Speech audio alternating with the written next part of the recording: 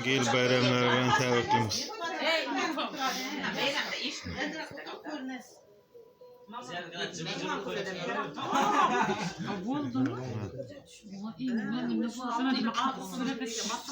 Hanım mama bayramlar bilen ballarınızı tebrikleyin.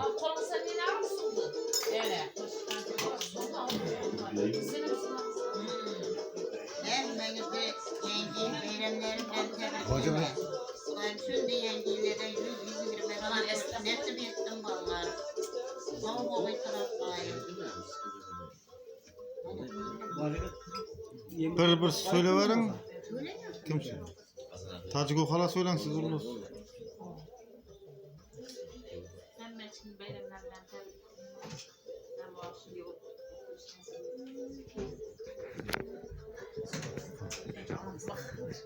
Gülüm baydağı söyle.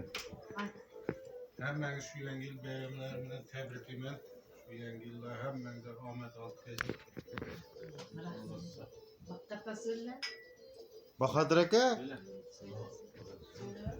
Yavaş. Yatına yengin bilen ben tebriklemen. Yatına yengin Ahmet yıl olsun. Edip varsak yaşıkın toy edip bari kablan.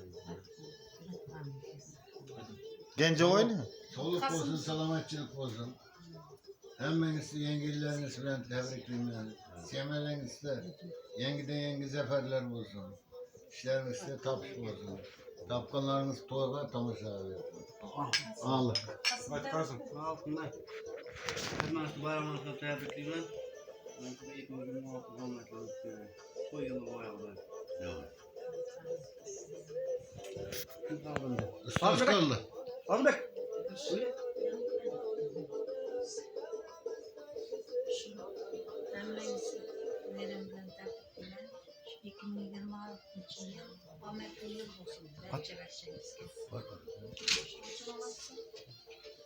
Sigara koydun. Hemmenizi bayramlar bilen tebrikleymen.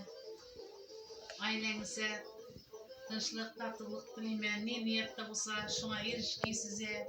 Kelin mahallarımız kelin alıp, aktık görüş hemmemize nasip etsin. Tebrikleymen hemmeni. Nasip etsin. Hemmenizi bayramınız bilen tebrikleymen.